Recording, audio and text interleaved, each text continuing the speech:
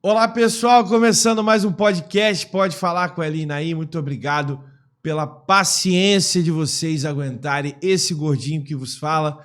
Hoje a gente vai ter uma conversa muito bacana, ela que é a Keila Chicrala, é advogada, é especialista nessa área de inclusão dentro dessas crianças, das nossas crianças dentro, não só do município, no ambiente público, mas também particular. A gente vai bater um papo.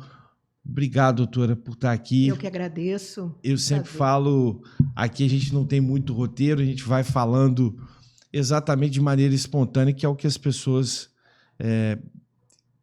vão gostar de saber, né, sobre esse tema. É um tema muito importante e a gente começa sempre falando um pouquinho da cidadã, da mãe, não sei se é mãe, mas da esposa, da filha. Fala um pouquinho da Keila pra gente. Bom, a Keila Chicrala é advogada, especializada em inclusão escolar, neuropsicopedagoga e que trabalha nessa área porque minha filha tem transtorno. E eu vi a dificuldade das pessoas entenderem o que são os transtornos e como eles impactam o aprendizado dessas crianças. Quantos anos tem a filhota? Hoje já está na faculdade com 20 anos. Pô, que legal, uma moça. Já né? É uma moça. Só tem ela? Só ela, Só já ela. É o suficiente. Eu tenho dois. Tenho doisinho. Tem o Pietro e o Lorenzo, duas figuraças.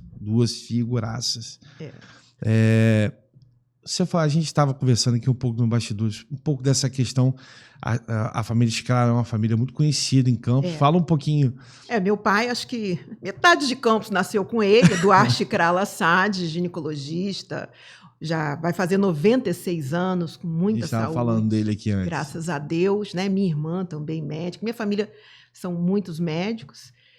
Enfim, né? A gente tá, mas eu não tenho vocação nenhuma para isso, minha área é outra. Mas não deixa de ser também uma área que está ligado a essa questão um pouco médica também, porque infelizmente a gente hoje tem muitos casos, não só de crianças, mas de pessoas, né, com todos esses transtornos e que, na verdade, é uma questão médica que, no final de contas, outros profissionais ajudam a senhora a todo esse tratamento, porque, na verdade, inicia com esse trabalho que a senhora desenvolve, que ajuda o nosso município, mas depois tem todos os outros componentes que vai de psicóloga, psiquiatra, neuropsiquiatra, e aí vai, que é uma série de funções que precisa. Então, a primeira coisa você já acabou respondendo, né?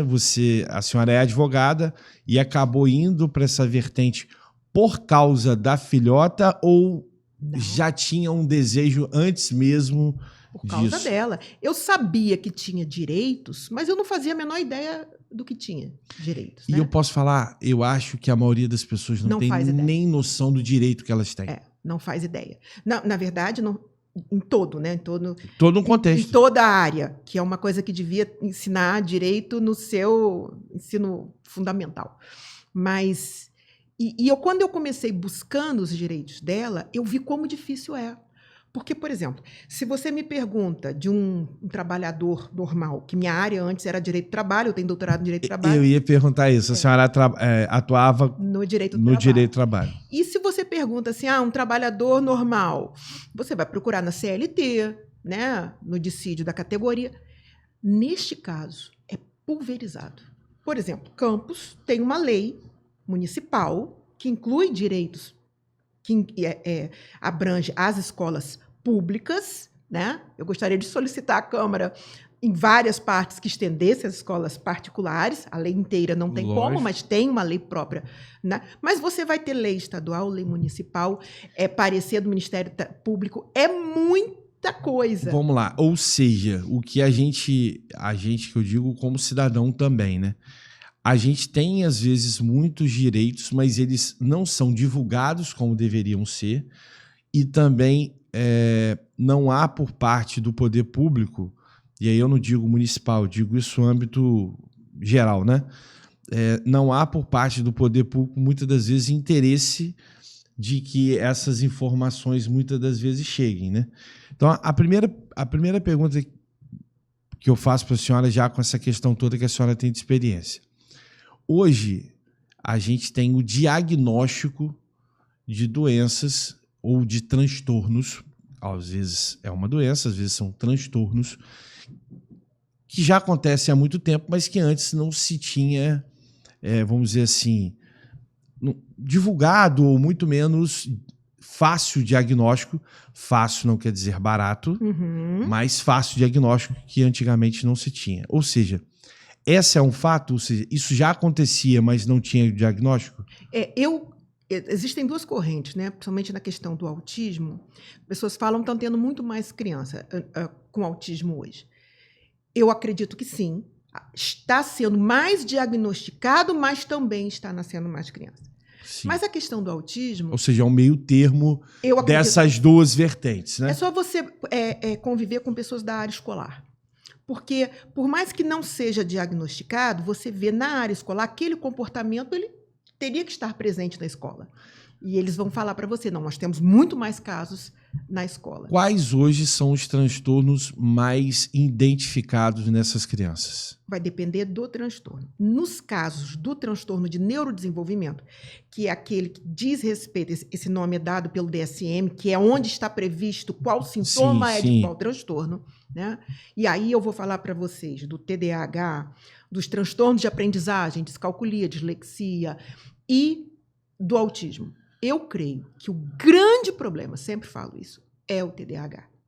Principalmente porque o TDAH, 80% tem comorbidade, 50% mais de uma comorbidade. Então, você vai ter uma criança com TDAH, poucas vão ter só TDAH. A grande maioria vai ter outro transtorno. Nem que não apresente agora, mas vai apresentar futuramente. Uma hora você pode diagnosticar. Ele está ali, você não está percebendo ainda, seja porque... Vamos pegar uma criança com TDAH e dislexia. Só uma pessoa com um olhar técnico que ele vai perceber, olha, ela não consegue aprender uma musiquinha. São características que vão estar desde lá da educação infantil. Mas um leigo, ele não vai se atinar para aquilo. Até é uma pergunta de pai agora, vamos botar assim. Primeira coisa é que a gente vem falando muito sobre todos esses temas, tanto no poder público quanto também na iniciativa privada como um todo. O autismo, né, ele acaba tendo uma visibilidade um pouco maior devido a ter alguns casos mais severos, e aquilo acaba tomando uma proporção um pouco maior. Ou seja, é mais fácil você diagnosticar uma criança de nível 2 ou nível 3 de autismo do que, às vezes, uma criança de TDAH, que a gente estava até conversando aqui paralelamente, para quem não é da área. Ele é elevado, não, ele é isso, não, ele é aquilo. Hoje, o que mais a gente tenta fazer é dar visibilidade a alguns fatos que podem ajudar aos pais e às mães. Quando que um pai e uma mãe, principalmente para essa questão do TDAH, que é o que você fala que mais preocupa, não que as outras não se preocupem, mas essa é a que mais preocupa, quando que um pai e uma mãe têm que procurar ajuda para diagnosticar, porque quanto mais cedo diagnosticar essa criança, menos problema ela vai ter para frente. Quais são os sintomas? Sintomas, até para você que entende em casa, que é um leigo falando, então as palavras não são devidamente corretas, mas qual é a bagunça ou qual é o tipo de sintoma que você já percebe? Não, deixa eu procurar para dar uma olhada nisso daqui. Só para complementar uma coisinha. Por que hoje o autista, veja bem, tanto o autismo quanto as crianças com TDAH, com transtornos de aprendizagem, né, descalcúlico, eles são chamados de transtornos invisíveis. Ele não vai trazer no fenótipo nenhuma característica. Por exemplo, uma criança com síndrome de Down, você logo identifica. E isso é péssimo porque você acaba demorando a diagnosticar. Mas mesmo assim, dentre esses que eu falei, o autista ele tem sido, diante da divulgação, né, assim como nesse programa, dessas características, e as pessoas têm ficado mais atentas, porque, por exemplo, se você pega uma criança de 8 meses em que você chama, ela não atende. Será que tem problema auditivo? Você pega uma criança com 1 ano e meio, que não fala nada, ou fala pouco, ou fala de forma ininteligível, que você chama, ela não atende, que ela não brinca, ela não tem interesses como as outras crianças. São características, Ellen, que você começa... Principalmente aquela criança que ela não olha para você, ela não sorri. Coisas que a gente espera que a criança faça. Qual é o grande problema do TDAH? Suas características, elas são inerentes a todos nós. O TDAH não tem uma característica diferenciada. O problema é a intensidade e a frequência. Entendi. Uma pessoa que o tempo todo ela está... E isso não necessariamente físico, o cérebro tá.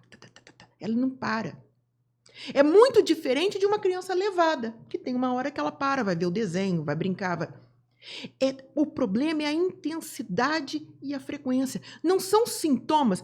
Por exemplo, se chega para você... Que antigamente falava, isso aí é bagunceiro demais. É coisa de criança. É bagunceiro demais. Criança tem características. O problema é a intensidade dessas características. Vou te dar um exemplo. Se você chega, um dos seus filhos começa a dizer para você, pai, eu estou ouvindo vozes, fulano na minha cabeça está mandando. Na mesma hora, você vai se espantar e procurar um médico. Agora, se o professor fala, seu filho não para quieto, ele não presta atenção, ele não lembra do que eu estou falando, isso é coisa de criança. O problema é a intensidade característica, principalmente para aprender. Todos aqui presentes, não há para ninguém neste mundo aprendizagem sem atenção e memória. 2 características que o TDAH tem grande problema.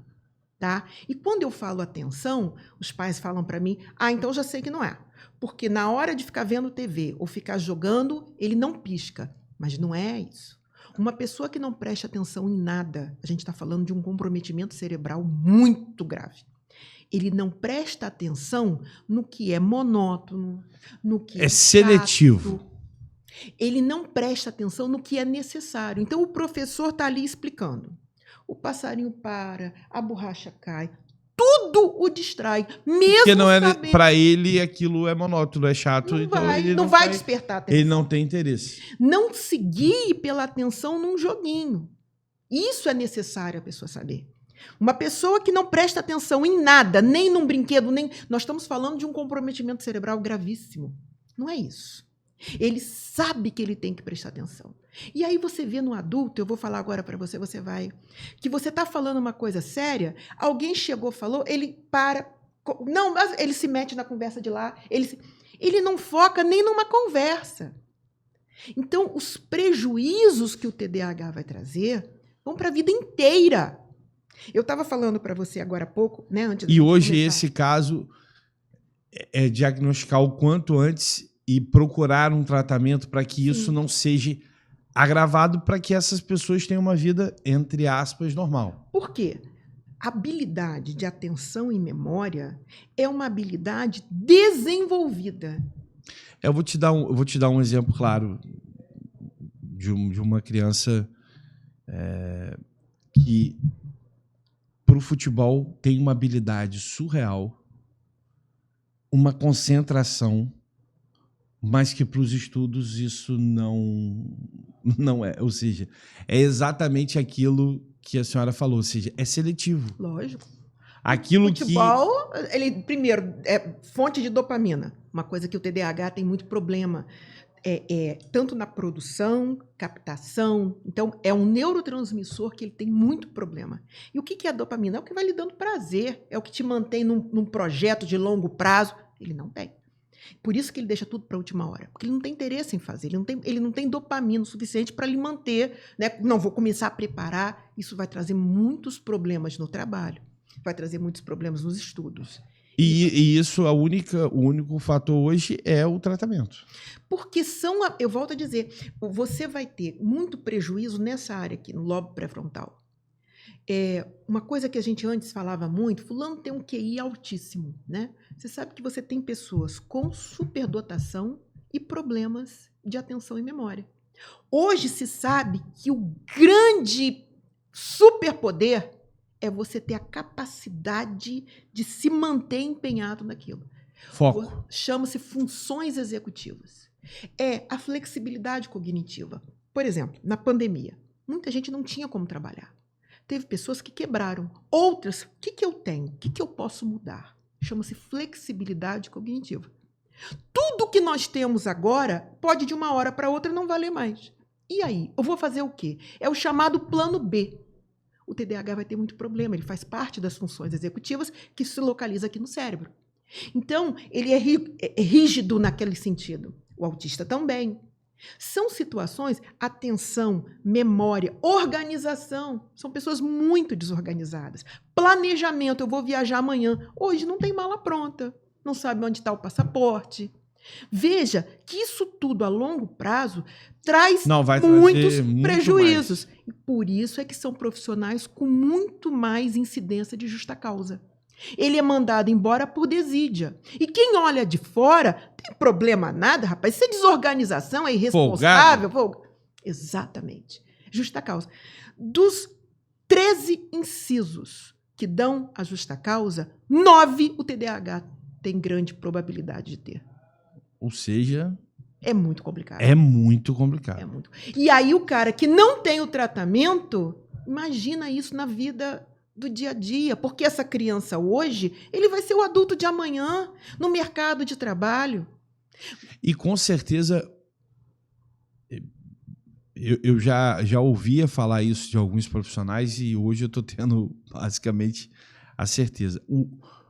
O índice de pessoas com TDAH é infinitamente muito maior do que outros, infelizmente, transtornos como o autismo, por exemplo. Muito maior. Só que ele passa desapercebido. É muito interessante porque... Eu acho que ele passa desapercebido e é aí que é o grande problema, pelo que eu tô entendendo. Esse problema do futuro é exatamente causado pela falta do tratamento desde criança. Não só ou seja, essas pessoas se fizerem hoje um diagnóstico, esse adulto vai dar com certeza que ele tem o TDAH e que lá atrás ele não teve o atendimento necessário para que ele se tornasse uma pessoa um pouco mais... Vou te explicar como é que isso é importante. Você pega assim, isso aí, para todos que têm criança, faça esse teste. Meu filho, o que você está dando em história? Ele não sabe te dizer. Não é o que o professor ensinou ontem. Se é a história do Brasil, se é a história dos Estados Unidos. Ele não tem, Elinho, uma memorização contínua. Quando chega lá no ensino médio, ele não lembra nada do que foi dado desse conteúdo. E aí é muito ruim. Então, primeira coisa, isso é medicamento? Depende de cada caso. Quem vai dizer se essa criança precisa de medicamento ou não é o médico. Entretanto... O médico que a senhora diz é um neuro ou psiquiatra. Todos vão precisar de inclusão escolar. Eu não posso imaginar... Inclusão escolar. Explica pra gente. Então, o que é inclusão escolar e por que as pessoas acham que eu estou facilitando a vida desse aluno? Não é. E é interessante isso. Olha lá, vou fazer uma abordagem. Ela não é politicamente correta, mas eu tenho certeza que todos vão entender. Se a gente tivesse aqui um cadeirante, tá? E eu coloco a rampa de acesso, alguém teria coragem de virar para um cadeirante e falar: olha, você é malandro, cara. Pô, pra que eu vou precisar botar isso? É perfeito. Não é politicamente incorreto, não. É correto, porque não é hipócrita, é verdadeiro, é realista. Eu viro para uma criança que tem muita dificuldade de parar quieto, que tem muita dificuldade. Não, pô, sossega, cara, você não para quieto. E ainda dou suspensão. Uma habilidade que ele não tem. Ele não nasceu com aquilo. O esforço dele, às vezes, ele leva tanto tempo se contendo na cadeira que o cérebro dele não está aprendendo nada só para se conter na cadeira. E agora eu fiquei curioso. E qual é a maneira de incluir essa criança? Vai depender do sintoma. Porque você não vai ter... Olha, você vai ter aquele que é desatento. Ele está olhando para você quietinho, mas a cabeça está longe. Ele está pensando no corte de TDAH, cabeça. eu tenho TDAH. Longe. Eu tenho. Eu tô rindo, mas eu tô rindo de nervoso porque são sintomas que eu tenho muito. Mas é isso que você está me falando é o que eu escuto em toda palestra. E aí... É impossível. Primeiro, eu sou uma pessoa... É um misto do que a senhora está falando. Por exemplo, eu muitas das vezes as pessoas estão em algum determinado local, principalmente em algo que é chato e monótono, minha cabeça está longe daquilo que está ali. É mais longe, mas muito longe. Eu sou uma pessoa focada. Isso aí, quando eu foco determinado assunto... O que é o que você gosta. Não, ou quando é necessário. Sim. Muitas das vezes é chato, mas é necessário, então eu consigo focar. Mas aí é uma questão adulta, né? Consegue ter um discernimento diferente de uma criança, porque muitas das vezes as crianças... é chato, não é necessário. O adulto, ele muitas das vezes ele sabe que é chato, mas que é necessário. E essa questão do cérebro, isso é muito Hélio. Hélio é muito assim. Só que isso meu cérebro não para nenhum minuto. Isso traz prejuízos. Você quer ver um prejuízo para o adulto que é muito, muito complexo? Ele nunca se acha merecedor. Pensa o impacto que é para um aluno a vida inteira ser ruim, baixo rendimento, ter nota ruim. Ele conclui o curso, ele não se acha bom. Ele se acha ruim, porque ele leu a vida inteira, ele tirou notas, né? Da média, passou raspando. O que acontece? Chama-se síndrome do impostor. Quando ele é chamado... Porque não quer dizer que ele é mau profissional. O que está sendo averiguado, ele não é da forma que está sendo. Ele não é bom. Aquele conteúdo, mas não quer dizer que ele é mau profissional. O que acontece? Quando ele é chamado para alguma coisa, alguém fala, nossa, esse cara discursa bem... ele se sente um impostor. São pessoas com muita incidência de depressão na vida adulta. Porque pensa a vida toda, ele é reprovado. Ele passa raspando. Você tem que ter uma estrutura emocional muito forte para não pensar, o problema sou eu. O tempo todo ele chega atrasado. Olha que interessante. O cérebro de um TDAH, ele tem dificuldade de apurar o transcurso do tempo. Por exemplo, eu estou aqui falando com você. Eu sei que já passou um tempo, mas não passou 2 horas. Tenho certeza disso. Essa noção temporal... Ele perde. Por isso é que eles chegam muito atrasados. Então, você vai ter que ter estratégias. Esse caso, por exemplo, é da minha filha. O que eu falo para ela? Você tem que botar... O seu horário é qual hora? Tantas horas. Então, você tem que arrumar quanto tempo? Só que você tem que botar um despertador. Tanto tempo, vamos supor, daqui a meia hora eu tenho que estar pronta para sair de casa. Ele tem que criar estratégias... para se adequar à realidade, que ele vive. Dele. E eu acho que a primeira coisa... Aí não estou falando de uma criança, né? A criança, ela tem que ter o discernimento... Ela não. Os pais têm que ter o discernimento para ela, nesse caso. Sim. Já o adulto... e a gente vive, graças a Deus, alguns mitos e alguns preconceitos. Eles estão acabando, né, com o tempo, né? Antigamente, fazer psicóloga e fazer... Era coisa de maluco. Era coisa de maluco. Hoje em dia, graças a Deus, isso já é um avanço do ser humano de entender que precisa de ajuda, é muito grande, né? De fato, hoje é muito mais normal. Para mim, por exemplo, eu tenho 3 anos e pouco e não consigo imaginar a minha vida sem... É necessário. Necessário. Sem a minha terapia. Mas... do adulto é ele ter discernimento que ele precisa averiguar e que ele precisa de ajuda, né? Que é um preconceito muito grande. Né? Mas aí qual é o problema das escolas? Que elas estão preocupadas no Enem. Só que essas crianças vão para casa hoje com um volume de conhecimento, de conteúdo enorme, preocupadas lá com a grade, mas que muitas coisas não precisam. Hoje em dia, para uma criança típica, uma criança sem problemas nenhum, ela nem vai acionar, nem vai acessar, nem vai precisar daquele conteúdo. Só que para aquela criança com aquele volume enorme, o que de fato ela vai conseguir aprender, nem sempre o que é necessário. É preferível reduzir e colocar o que é necessário. E o que é necessário? O que vai linkar com o ano seguinte. Então, vamos lá. Eu pego uma criança que ela vai aprender raiz quadrada, mas ela não sabe tabuada. Basicamente é isso. Porque deram tanto conteúdo... que ela já esqueceu. Sequer se aprendeu. Me tira uma dúvida que eu acho que talvez seja é uma opinião, né, de um cidadão, de um pai, mas que pode ser, talvez, para uma pessoa técnica, exatamente, talvez, o problema. Falta hoje um equilíbrio de 3 fatores que são importantes no ensino. A questão comercial, que é o que eu vejo hoje, ou seja, as escolas estão muito voltadas para a questão comercial, ou seja, quantidade, resultado, como a senhora mesmo disse, a maioria das escolas focadas no Enem, focadas, aquele passou em primeiro para medicina, aquele passou primeiro para engenharia, etc. e tal. Que é importante? É importante. A gente não vive sem o comercial. O comercial também funciona. Segundo, um equilíbrio do passado com o antigo, que esse é o grande problema da humanidade.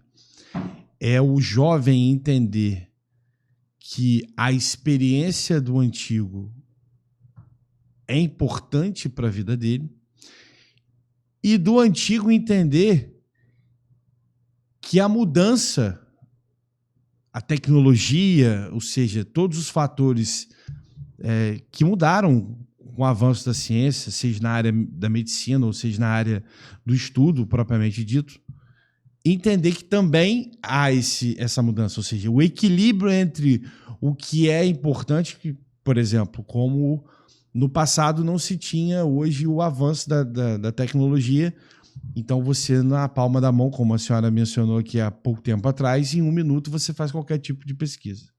Antigamente você tinha que ir na biblioteca, senão você não tinha aquela informação. Então, a parte comercial, a parte do equilíbrio do jovem e do mais antigo, entender que tem que ter um equilíbrio entre as duas coisas, para que não haja esse conteúdo absurdo, né? Ou seja, grande, que a criança acaba não filtrando nada, porque antigamente era assim, ou seja, não se há essa mudança, né? Essa adequação. E o terceiro, de que precisa diagnosticar o quanto antes isso, para que isso lá na frente, esse adulto, não tenha um problema. São os 3 fatores que a senhora acha? Sim, você está correto, mas há um fator. Quem que vai poder... Você sabe quanto tempo um professor, seja de licenciatura ou pedagogia, tem de treinamento na faculdade sobre educação especial? Nenhum. 1 semestre. Eu estudo incansavelmente há anos. Todos os dias. 1 semestre. 1 semestre não prepara esse professor para um transtorno. Imagina para todos. Porque você tem que incluir aí a criança com deficiência visual, deficiente intelectual, auditivo. Não prepara para nada. E aí, o que eu acho que nós deveríamos ter? Escola pública, privada, todos, porque a lei determina as escolas, a capacitação dos professores. Que não, de fato... Ela é ela é deficiente no seu sentido de quantidade pelo desafio que está sendo. Porque aquele professor, ele está se deparando hoje com uma nova criança. Porque você vai ter muitas crianças que não têm transtorno, mas estão com dificuldade de memorização e atenção por causa justamente do celular. E aí você vai falar, não tem... Então, quando eu capacito esse professor para manter a atenção desse aluno, eu abranjo o com transtorno e sem transtorno. Mas nenhum deles tem essa capacitação. A realidade hoje, numa sala de aula, o desinteresse das crianças é enorme. Isso, deixar claro, é no particular e no público. Direto, em tudo quanto é canto. Então, assim, o que precisa as pessoas entenderem que o que este aluno está indo aprender na escola hoje ele não tem aquela habilidade mínima para aprender. Na verdade, Elinho, eu digo o seguinte, se eu tivesse que ter uma escola hoje, olha lá, você como pai vê se contrataria. Eu não estaria preocupada em falar, meu filho vai ser... Aqui nós temos aula com o professor. Eu daria no contraturno treinamento de atenção e memória. Porque com atenção e memória e o acesso à internet, essa criança aprende tudo. Você já reparou que todo mundo hoje, porque você tem lugares com internet grátis, você tem lugares com acesso a computador, e nós temos um mundo hoje nas redes sociais ou no Google. Um mundo ruim e bom. Sim, mas por que nós não tivemos o mesmo desenvolvimento do ser humano se ele tem acesso ao conhecimento. Porque antes dizia-se que, não, a pessoa não sabe porque ela não tem acesso à informação. Hoje ela tem acesso à informação. Mas por que não houve grande salto no desenvolvimento? Simples, porque ela não lembra. Ela não se mantém atenta. Você olha um vídeo de 1 hora, 1 hora. Você manda um áudio de 5 minutos, o cara não quer ouvir um áudio de 5 minutos. O tempo atencional que o ser humano consegue hoje manter a atenção é muito pouco. E isso vai ser muito, muito importante. Então, o que eu faria? Pensa, a propaganda é o quê? Eu vou treinar o cérebro do seu filho, porque é treinamento de habilidade, a ter flexibilidade cognitiva, plano B. Nós temos outra pandemia. O que você vai fazer? Nós vamos treinar para manter a atenção, para selecionar estímulo. Não, isso eu não posso prestar atenção, eu tenho que prestar atenção aqui. Para memorizar o que aprendeu. Rapaz, isso vale ouro. Nenhuma escola está preocupada com isso. Ela está preocupada em conhecimento. No 7º ano, na 6ª série da nossa época, você sabe o que é ensinado em ciências? Reprodução do musgo. Eu acho interessantíssimo. Eu tenho trauma, na verdade, desse. Porque eu tinha que pegar minha filha com TDAH e explicar para ela a reprodução da samambaia. Ela olhava para mim, eu vou fazer o quê com isso com 12 anos? Repara que pensa disso para uma criança que ela não tem interesse no estudo. Você acha mesmo que é com a reprodução do musgo que você vai ajudar? Então você não tem interesse. Não. E aí, em detrimento de aprender coisas realmente que para a vida inteira dela ela iria aprender. Nós precisamos, e é isso que eu faço, eu explicar para... Olha, nós vamos precisar reduzir esse conteúdo, dependendo do caso, adaptar essa avaliação. Como é que funciona uma avaliação? Vamos ver os pais aí se vão me... Tem lá, exemplo. Em que ano o Brasil foi descoberto e por quem? Ele responde o primeiro e larga o segundo. É típico de um TDAH. É só você botar letra A, em que ano o Brasil foi descoberto? Letra B, por quem? Tem coisas que são muito básicas, mas que não é feito. Ou porque a escola não sabe, ou porque os pais não sabem que pode exigir. Ele vai largando um monte de coisa incompleta. Então, a inclusão escolar, gente, não é facilitar a vida do aluno. Não é. Mas é fazer com que ele saia da... É adaptar. Sabendo, ele tem que saber, no final das contas. Faça esse teste. Meu filho, você está dando o quê de história? Ou mais, faz a prova hoje. No dia seguinte, pergunta. O que caiu ontem? Não sei. Não tem acúmulo de conteúdo. Quando você vai ver no outro ano, que você vai perguntar, ele não sabe nada. Porque a memória é muito problemática. E isso, infelizmente, a questão de atenção e memória não é só para criança de transtorno, não. Essa geração inteira, ela está com muito problema de atenção e memória. Doutora, obrigado. Nada. Passa muito rápido. É um tema bastante importante para o nosso município. Muito importante. Acho que a gente tem que cada vez mais, você pai, você mãe, ficar de olho, procurar uma ajuda, caso alguns desses acontecimentos acontecem, vamos botar assim, diariamente na sua casa, seja com seu filho, com seu sobrinho, com seu neto. Eu acho que o poder público, infelizmente, está muito atrasado. Eu não digo só isso em Campos, acho que a nível Brasil, né? Deixa eu só fazer uma complementação. Às vezes as pessoas gastam dinheiro. Ah, não, porque é caro o médico. Deixa eu só falar uma coisa, estatísticas mundiais. Nós já conversamos isso, mas eu acho que eu tenho que falar. A incidência vai fazer com que são crianças que muitas vezes nem fecham o ensino médio, não conseguem concluir faculdade, maior incidência de uso de drogas por conta da necessidade de dopamina, maior incidência de obesidade, isso é para o mundo inteiro, tá? Maior incidência de criminalidade, é porque ele é impulsivo, ele não pensa antes de fazer. Faz, depois vê. Maior incidência de justa causa, maior incidência de demissão, mesmo sem justa causa. São pessoas que vão para a iniciativa privada, assim, são autônomos porque não conseguem se manter em emprego nenhum.